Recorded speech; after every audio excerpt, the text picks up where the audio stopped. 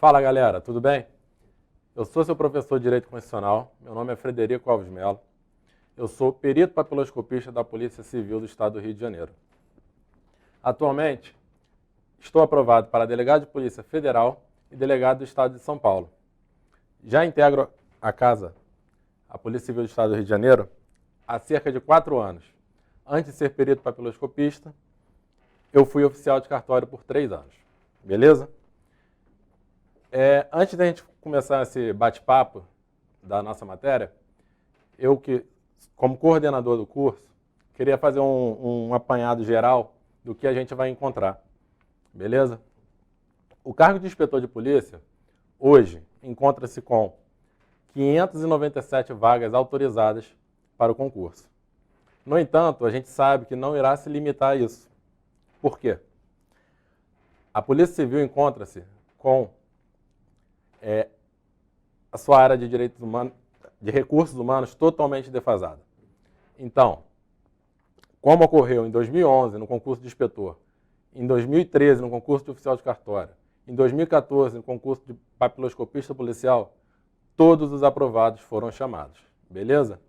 Então, o que você precisa saber que você vai enfrentar nesse concurso? A prova objetiva é composta de 100 questões.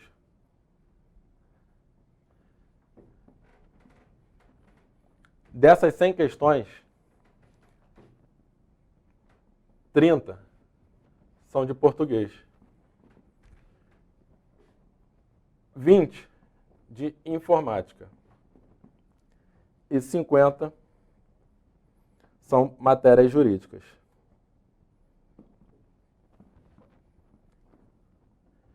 Beleza? O que você precisa para ser aprovado nesse concurso? Você tem que acertar 50% de cada matéria. Você tem que fazer pelo menos 15 pontos em português, pelo menos 10 pontos em informática, pelo menos 25 pontos na parte jurídica. A parte jurídica é composta de direito constitucional, direito administrativo, direito penal e direito processual penal. Nós montamos um curso para a gente buscar acertar o máximo de questões e fazer a sua aprovação acontecer, beleza? Tem uma coisa que eu gosto de falar sempre, que concurso não é inteligência. Concurso é você acertar mais que o seu candidato. A gente vai fazer você acertar mais e você vai fazer também isso por nós. Eu faço uma alusão a um maratonista, né, que ele precisa chegar na frente do seu concorrente. E, para isso, ele tem que saber o caminho dele, que ele vai percorrer. Ele tem que conhecer o circuito. E como que ele faz isso? Ele vai chegar antes, ele vai fazer o reconhecimento do trajeto que ele vai percorrer. E o concurso não é diferente. Se você precisa acertar mais que o seu oponente, você tem que fazer o quê? Você tem que treinar, acertar questões. Beleza? Tem algumas táticas que a gente pode utilizar que vai otimizar o seu estudo. Como, por exemplo, quando você está estudando matérias que demandam uma atenção maior, que você tem maior dificuldade, você pode fazer um estudo reverso. Qual seja, o seu treinamento de questão vai se dar através de uma dificuldade menor. Porque a intenção é que você tenha uma base boa. E se cair questão fácil, você não pode errar de jeito nenhum. Beleza? Foi assim que aconteceu comigo em 2017, no concurso de delegado de Goiás. Tinham matérias que eu não estudava e saiu no edital, para minha surpresa, mas eu fiz esse estudo reverso que eu reforcei a base. Eu pensava, o fácil eu não posso errar. O difícil pode até ser que eu erre, mas o fácil eu não posso errar. Acabou que o concurso foi anulado por fraude. Tudo bem. Acho que inicialmente era o que eu tinha que passar. Você pode contar com a gente, a nossa equipe é muito qualificada. É o pessoal que está voando, está passando em todos os concursos. Nosso professor de português é top, nosso professor de informática é top e toda a nossa equipe é sensacional, beleza? Agora a gente vai passar para as questões, fazer um apanhadozinho de uns assuntos que eu selecionei que eu achei interessante. Ok? Aqui é a apresentação básica. Sou perito da Polícia Civil, perito papiloscopista. Estou aprovado nos 2 cargos já citados. Sou ex-escrivão da Polícia Civil, que aqui é chamado de oficial de cartório policial. Ok? Selecionei um tema para a gente iniciar, que é um tema novo. A emenda constitucional 104, recente, ela criou a Polícia Penal. E eu criei essa questão só para a gente desenvolver o tema, que certamente será cobrado em breve nos próximos concursos. Ok?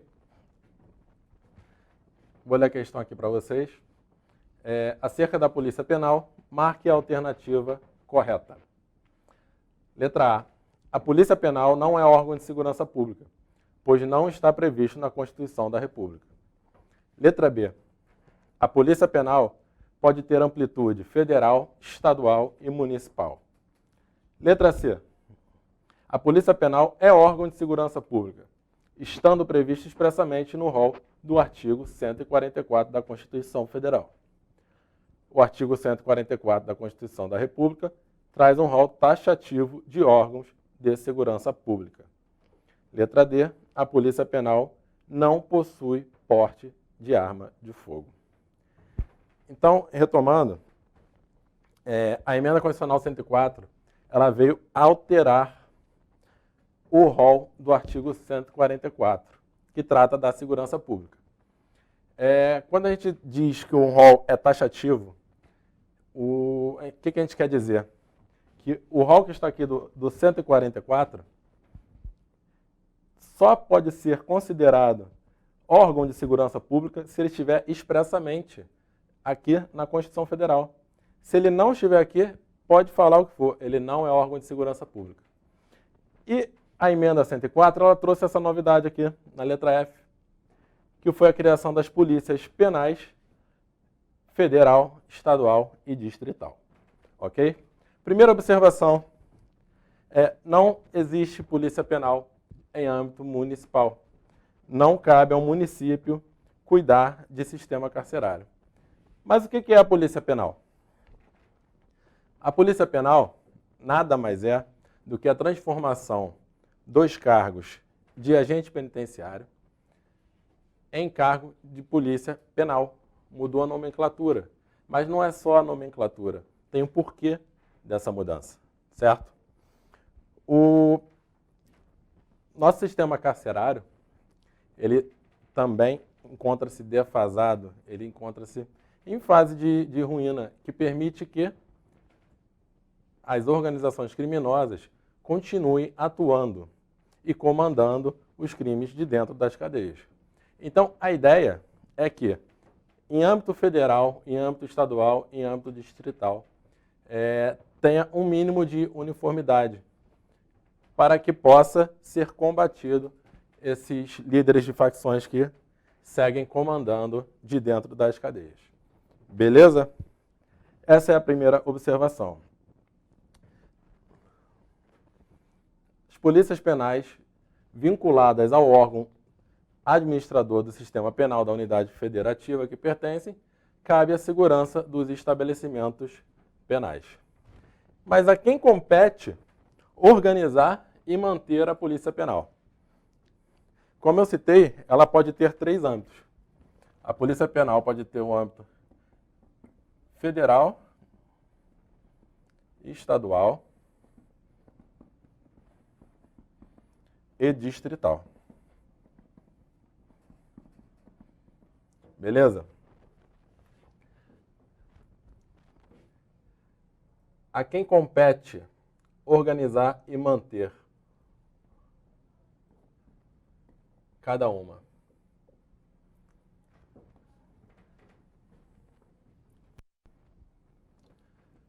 E a quem a polícia penal de cada âmbito está subordinada?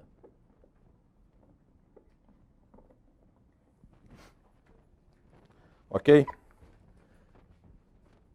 A gente vai ver que a Polícia Penal, ela organiza, na sua área federal, seu âmbito federal, ela é organizada pela União Federal.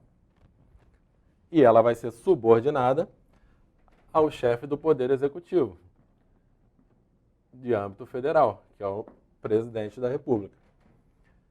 Na seara estadual, quem irá organizar e manter são os próprios estados, que serão subordinados ao governador.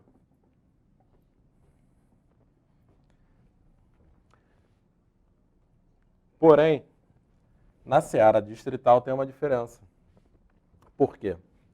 Quem organiza e mantém é a União, mas será subordinada, embora seja mantida pela União, ao governador do Distrito Federal. Beleza?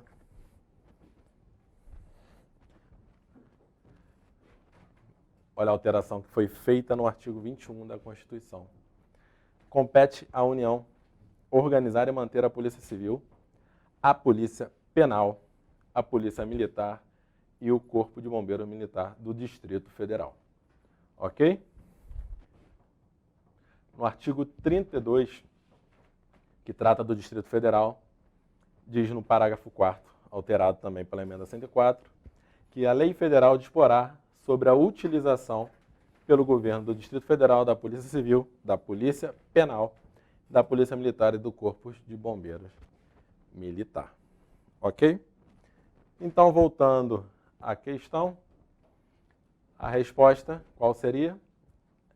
Letra C, que diz que a Polícia Penal é órgão de segurança pública, estando prevista expressamente no rol do artigo 144 da Constituição da República. E esse artigo 144 traz um rol taxativo. Beleza? Só para finalizar, a diferença de um rol taxativo para um rol exemplificativo. O rol taxativo, como eu falei, ele deve estar expresso, deve estar ali enumerado, só será órgão de segurança pública se estiver ali expressamente citado. O órgão exemplificativo é diferente. Ele enumera alguns exemplos e não fecha a porta, porque ele poderá ter outros exemplos que vão complementar esse rol. Ok? Então, artigo 144, rol taxativo da Constituição. Vamos para a próxima questão. Eu escolhi esse tema, que trata sobre a incorporação de tratados internacionais de direitos humanos, que ele é um tema recorrente em prova. Ele cai bastante mesmo. E a gente vai trabalhar ele no curso, porque ele tem bastante detalhes, a gente vai falar do básico aqui. E é quase certo de sempre cair uma questão relacionada à emenda constitucional, a tratados internacionais. A questão diz assim: determinado tratado internacional de proteção aos direitos humanos foi aprovado em cada casa do Congresso Nacional em 2 turnos de votação pela unanimidade dos seus membros. À luz da sistemática constitucional, o tratado internacional assim aprovado ingressará na ordem jurídica interna com natureza de: letra A, decreto; letra B, lei ordinária; letra C, lei complementar; letra D, medida provisória; letra E, emenda constitucional. Essa questão eu vou dar a resposta logo, é uma questão simples. Quem já está estudando sabe que a resposta é a letra E. Quem não está estudando vai entender o porquê. O que ocorre com os tratados internacionais de direitos humanos? Que eu vou colocar como TIDH. Os tratados internacionais de direitos humanos, eles podem ingressar no ordenamento jurídico brasileiro. Beleza? No entanto, a depender do quórum de aprovação, ele poderá ter um status, ou, caso esse quórum não seja alcançado, ele irá ter um outro status. o artigo 5º da Constituição, parágrafo 3º, ele trata exatamente dessa situação. Ele traz a possibilidade do Tratado Internacional de Direitos Humanos ingressar no ordenamento jurídico com o status de emenda constitucional. Então, a primeira situação que nós temos, ele vai ter status de emenda constitucional. Para isso, o Tratado Internacional de Direitos Humanos precisa de quê? A aprovação de, no mínimo, 3/5 dos membros do Congresso Nacional. 3/5 em cada casa do Congresso Nacional. Beleza? No entanto, essa votação vai ocorrer em 2 turnos. 3/5, 2 turnos.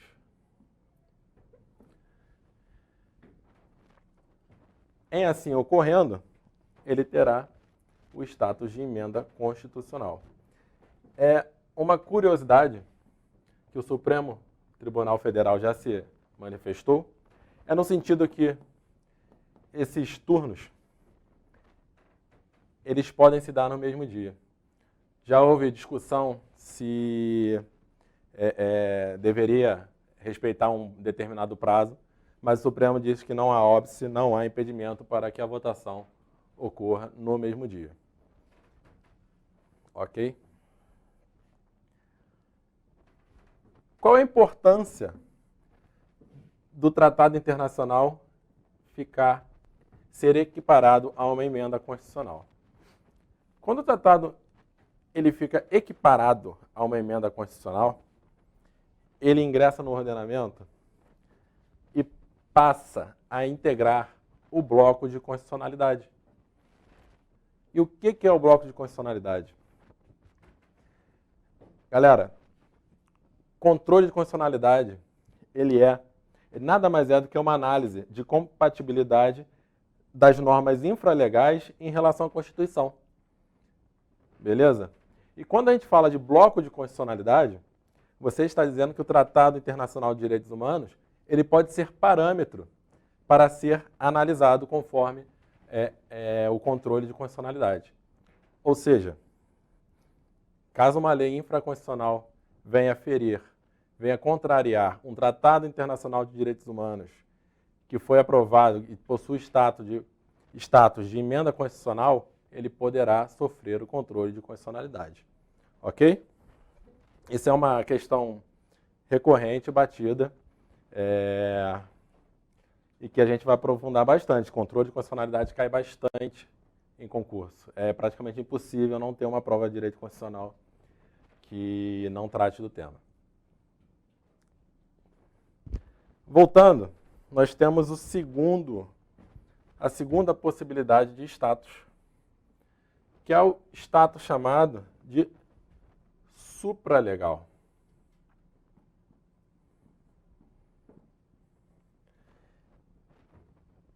Foi uma criação doutrinária do ministro Gilmar Mendes, defendido pelo ministro Gilmar Mendes, que essa tese passou a vigorar há alguns anos. Quando ele terá o caráter supralegal? O que é esse caráter supralegal?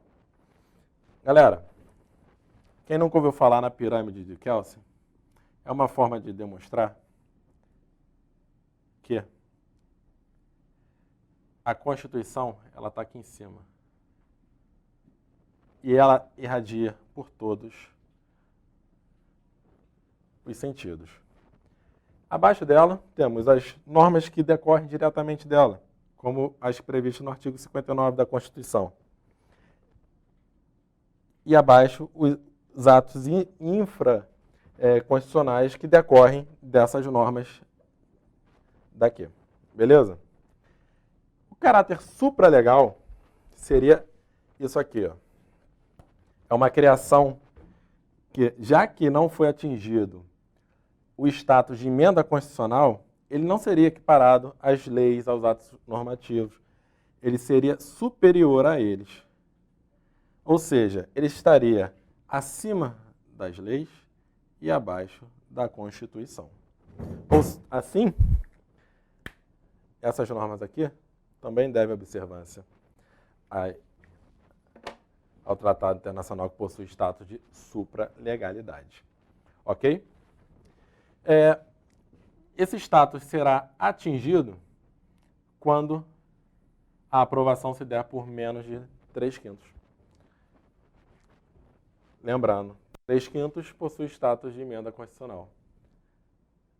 Não atingido esse quórum, status de supralegalidade. Beleza? Vou apagar aqui.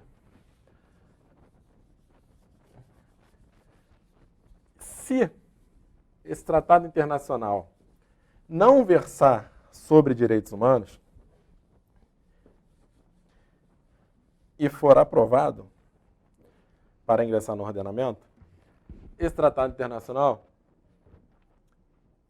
que não versa sobre direitos humanos, ele irá se equiparar a uma lei ordinária. Ok? Essa é a pincelada que eu queria dar sobre esse tema, que tem bastante coisa para aprofundar, bastante coisa mesmo. É muito importante saber esses conceitos de bloco de constitucionalidade, controle de constitucionalidade, que a partir deles a gente vai desenvolver, aprofundar o conhecimento.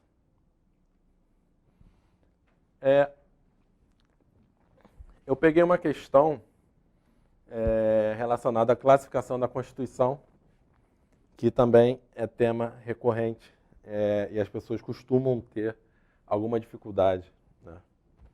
Eu vou ler a questão.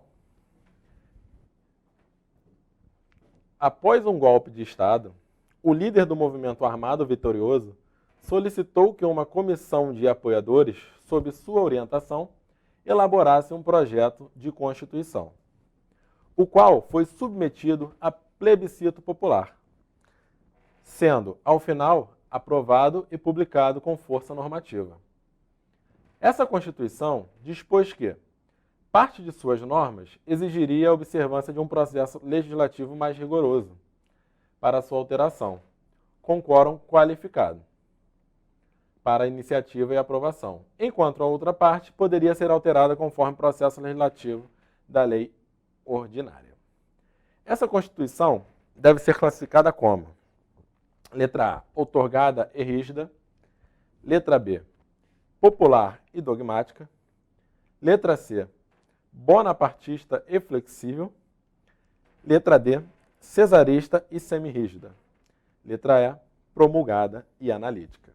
Eu vou analisar cada uma para a gente chegar na resposta e entender um pouquinho dessas classificações, beleza? Na letra A, ela diz que a Constituição seria outorgada e rígida. O que é uma Constituição outorgada? A Constituição outorgada é aquela que é imposta pelo governante. Ela não permite a participação popular. Então, a gente já consegue ver que não se enquadra, porque de alguma maneira aqui tem uma participação popular, porque temos a consulta através do plebiscito.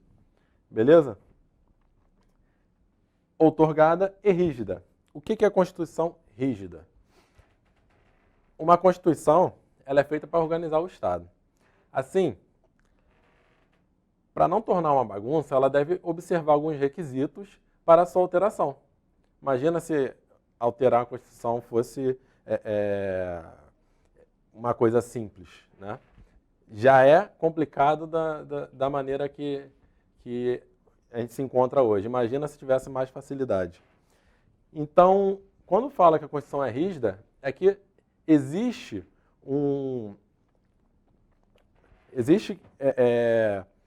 determinados requisitos que devem ser observados para a sua alteração. E esses requisitos são de uma maneira mais difícil do que uma alteração para uma lei. Beleza? A Constituição da República de 88, ela é rígida.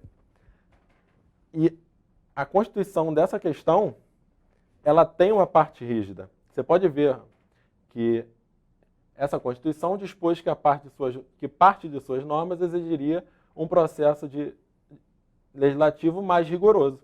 Quando ele diz que tem um processo legislativo mais rigoroso, é uma Constituição rígida. Ela exige observância de requisitos mais duros do que a alteração de uma lei ordinária, por exemplo. No entanto, a questão diz que uma outra parte dela pode ser alterada conforme o processo legislativo de lei ordinária. Entendeu? Ou seja, uma parte dessa Constituição, ela pode ser alterada de maneira mais simples. Então, quando você diz que ela é só rígida, deixa a questão errada. Na verdade, ela seria semi-rígida, porque ela possui os dois meios de alteração da Constituição, um de maneira mais simples e um segundo de uma maneira mais difícil, mais densa. Beleza? A letra B diz da Constituição Popular. A Constituição Popular é a Constituição da República de 88, que é uma Constituição democrática, em que há participação do povo. E como que se dá essa participação? Através de representantes. E esses representantes vão se reunir numa Assembleia Constituinte para a criação de uma nova Constituição. A gente vê que, em que pese ter alguma participação aqui, essa participação se deu de maneira posterior e a Constituição foi feita depois que foi solicitado pelo líder do movimento após o golpe. Beleza? Ela diz que também ela seria dogmática. O que é a Constituição dogmática? A nossa Constituição de 88 também é dogmática. É aquela que traduz os valores, as crenças, os dogmas que representam aquele Estado. Não tem muito mistério, é isso. Você gravar que a Constituição de 88, eles vira e mexe também perguntam como é feita a classificação da nossa Constituição. Então, você tem que entender que ela traduz os dogmas, as crenças e valores daquele Estado. E ela sempre será escrita, na forma escrita. A gente vai falar disso mais à frente. A letra C trata da Constituição bonapartista e flexível. E a letra D, cesarista e semi-rígida. Eu estou lendo as duas porque bonapartista e cesarista são sinônimos. E o que é a Constituição bonapartista ou cesarista? Ocorre quando o governante, ele encomenda uma Constituição e após ela é submetida à consulta popular. Que por acaso, na nossa questão, é o que ocorreu, certo? Então, a Constituição que trata da questão, ela é uma Constituição bonapartista ou cesarista. Resta a gente saber se ela é flexível ou semi-rígida. Que se tornou fácil, uma vez que a gente já verificou que uma parte dela tem um processo de alteração rigoroso e outra parte um processo de alteração mais tranquilo. Então, a resposta da questão é a letra D. Seria flexível se fosse toda com alteração na forma de lei ordinária. Como uma parte é rígida, outra não, então a resposta é cesarista e semi-rígida. Para finalizar, a Constituição promulgada é aquela que é a Constituição democrática. Não tem imposição de governante, é a Constituição popular democrática. E a Constituição analítica é aquela que trata de diversos temas relacionados à organização de Estado, a desenvolvimento, diferente da sintética que traz poucos assuntos, como é a Constituição dos Estados Unidos. Beleza? Para a gente fechar o ponto, eu trouxe aqui a classificação da Constituição de 88, que cai bastante em prova. Recorrente. Os temas que eu trouxe aqui são temas que costumam cair em prova, não foram à toa escolhidos. E eu vou explicar cada um deles para ficar claro para vocês, ok? Então vamos lá, classificação de 1988, da Constituição da República de 1988. Ela é uma Constituição escrita pelo fato dela se reunir em um único documento. A Constituição de 88 é uma Constituição escrita, ela existe, ela é palpável. Diferente das constituições históricas, consuetudinárias, que não possuem um documento escrito. Ela é uma Constituição democrática, porque ela é fruto oriundo da vontade do povo. Ela é feita por representantes do povo através da Assembleia Constituinte. Ela é dogmática, porque ela traduz os valores, as crenças do Estado, né? Ela é uma Constituição rígida, porque o seu processo de alteração é maior, é mais dificultoso do que o processo de alteração de uma lei ordinária. Ela é uma Constituição formal. Quando você diz que ela é uma Constituição formal,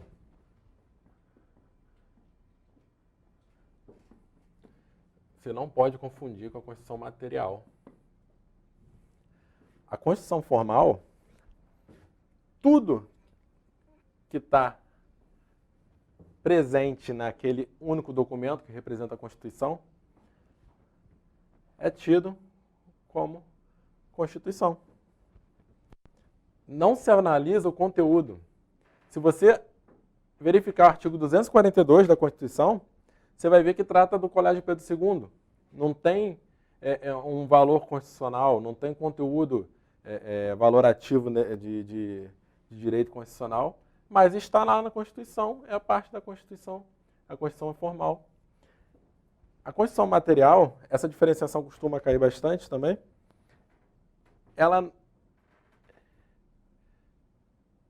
a Constituição ela pode estar dentro, como pode estar fora.